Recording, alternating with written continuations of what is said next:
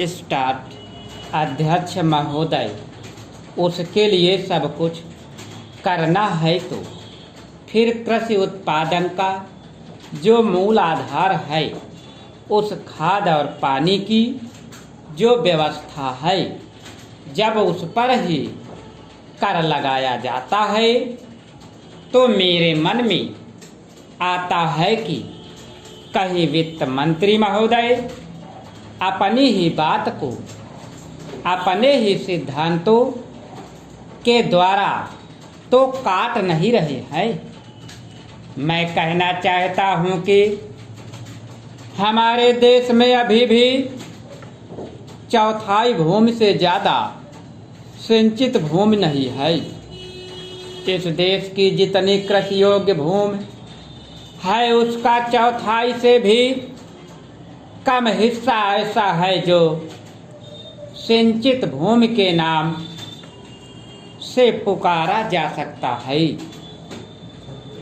मेरी राय में अब समय आ गया है जबकि पिछले 2-3 वर्षों की नीति पर फिर विचार किया जाए और एक मात्रा में घाटे के बजट का सहारा लेकर ही सही आर्थिक तथा सामाजिक विकास योजनाओं की गति को बहुत बढ़ा दिया जाए। इस मामले में मैं समझती हूँ कि तुरंत कार्यवाही होनी चाहिए ताकि आज जनसाधारण में जो असंतोष उभर रहा है वह हानिकर दिशाओं में न चलने पाए।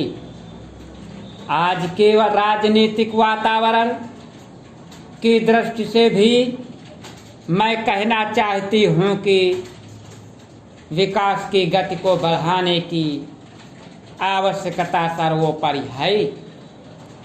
जहाँ तक कि नए बजट के अंतर्गत कर नीति का संबंध है, अच्छा होता यदि मिट्टी के तेल जैसी वस्तुओं पर अतिरिक्त कर न लगाया जाता।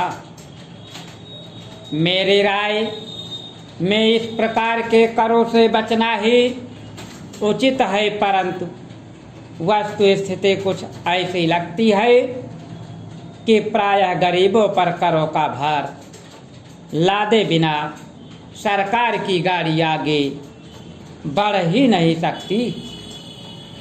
एक नया कर जिसे पहली बार वित्त मंत्री ने लगाने की ठानी है वह कृषि संपत्ति संबंधी कर है। अब ये पहले कुछ राज्यों में कृषि संबंधी आयकर लगाया गया था, परंतु उसके प्रशासन तथा वसूली आदि में इतनी कठिनाइयाँ आई कि राज्य सरकारों को अपनी नीति बदलनी पड़ी। बात यह है कि जहाँ करोड़ों अनपढ़ तथा गांवों में बसने वाले किसानों पर हिसाब किताब रखने और रिपोर्ट भेजने की जिम्मेदारी ला दी जाती है, वहाँ ऐसा कोई कर सफल नहीं हो सकता। उल्टे उसके कारण लाखों लोग कई प्रकार से सताए जाते हैं और फिर वे लोग सरकार से नाराज हो जाते हैं।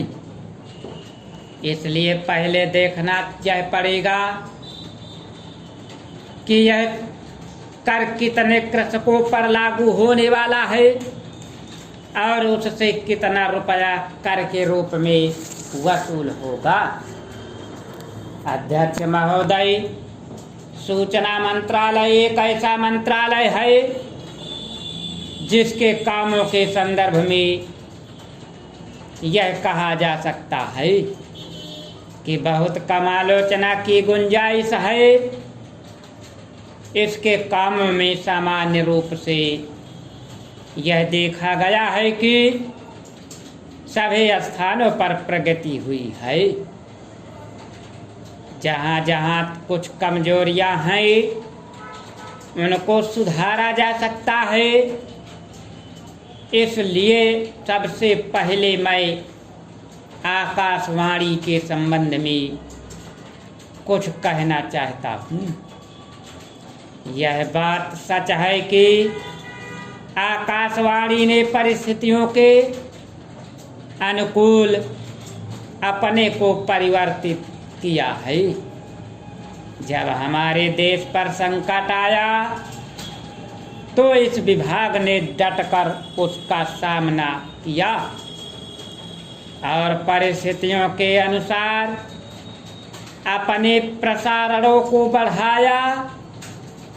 लेकिन मुझे दुख के साथ कहना पड़ता है कि इसकी भाषा नीति में अभी तक कोई परिवर्तन नहीं आ पाया है। इस मंत्रालय का एक महत्वपूर्ण विभाग पत्र सूचना कार्यालय है, जिसके द्वारा सभी सरकारी सूचनाएं अखबारों के द्वारा जनता तक पहुंचती हैं।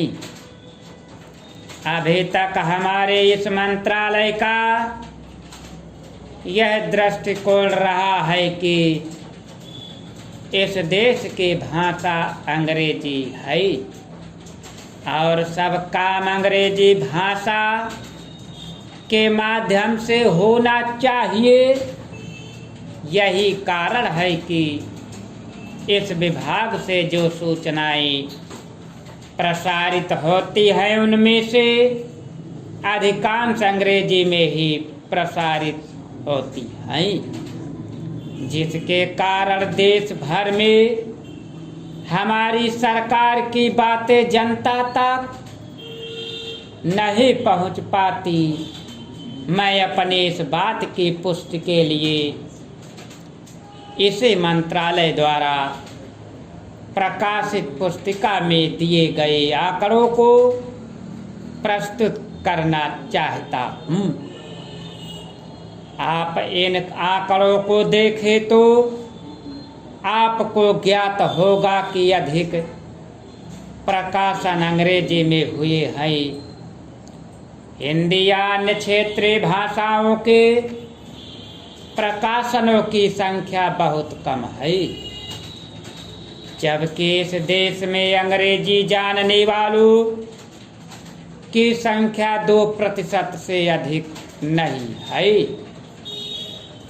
अन्य भाषाओं के जानने वालों की संख्या इस देश में 84 करोड़ है। इस दृष्टि से आवश्यकता इस बात की है कि हम अपना सारा काम अपनी भाषाओं के माध्यम से करें। अभी कई माननीय सदस्यों ने अपने विचार व्यक्त करते हुए कहा कि 1965 से हमारे देश की मुख्य भाषा हिंदी हो गई है और अंग्रेजी केवल सहभाषा के रूप में है। लेकिन फिर भी अधिकांश काम आज भी अंग्रेजी में ही होता है। मैं चाहता हूं कि आप ऐसे कदम उठाए कि देश भर में हिंदी के माध्यम के द्वारा यह कार्य सुचारू रूप से चलने लगे। जो आंकड़े हमें दिए गए हैं उनमें बताया गया है कि पत्र सूचना कार्यालय में हिंदी विभाग के अपर्याप्त कर्मचारी हैं। अध्यक्ष महोदय, मैं मंत्री महोदय को बतलाना चाहता हूं कि कुछ वर्ष पूर्व इस विभाग में अपर्याप्त कर्मचारी थे। इस दृष्टि से इस विभाग में हिंदी के काम में कोई प्रगति नहीं हुई। स्टॉप।